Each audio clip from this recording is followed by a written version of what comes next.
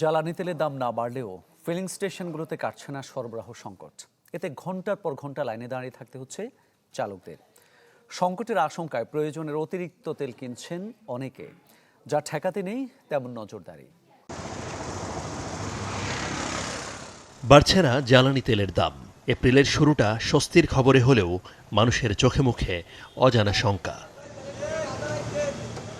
অন্যান্য দিনের মতোই রাজধানীর পাম্পগুলোতে সকাল থেকেই যানবাহনের দীর্ঘ লাইন। সবার চেষ্টা একটাই, যতটা সম্ভব বেশি তেল নিয়ে রাখা।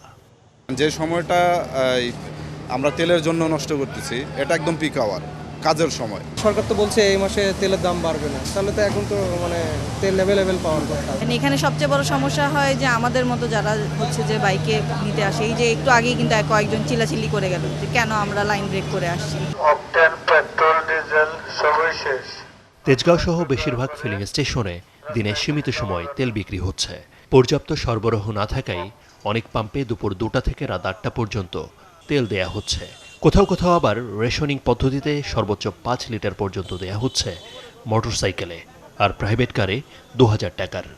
যারা আসলে রাইড শেয়ার করে বা বিভিন্ন অসাধু আছে, তারাই বেসিক্যালি মজুত করে। আমি যেমন এর আগে সর্বশেষ তেল নিয়েছি 15 দিন আগে, আবার আজকে 1 লিটার আছে, এখন নিতে আসলাম। 12 লিটার ট্যাঙ্কি তো আমার হয়তো 4 লিটার আছে।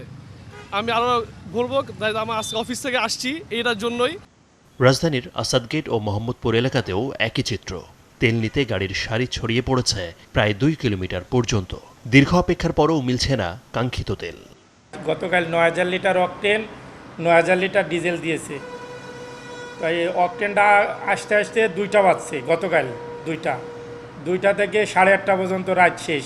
পাম্পে কোনো তেল আসে না, আমরা এখন পর্যন্ত দাঁড়িয়ে রয়েছে রৌদ্রের ভিতরে। ফিলিং স্টেশন সংশ্লিষ্টরা বলছেন, পর্যাপ্ত তেল সরবরাহ নেই, তদারকির জন্য আছে লোকবল সংকটও। বাইকাররা এগুলো বোঝে না। আমি লাইনে দাঁড়াইছি, আমাকে যা দেয় আমাকে দিতে হবে, দিবেন না কেন? আমরা অতটা চেষ্টা করতে পারি না যে ট্যাঙ্কি দেখে কার কতটুকু আছে, লোকজন আসছে আমরা দিয়ে দিচ্ছি।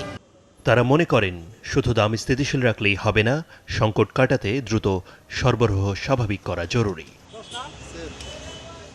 আদ্দিন সচিব, চ্যানেল 24, ঢাকা।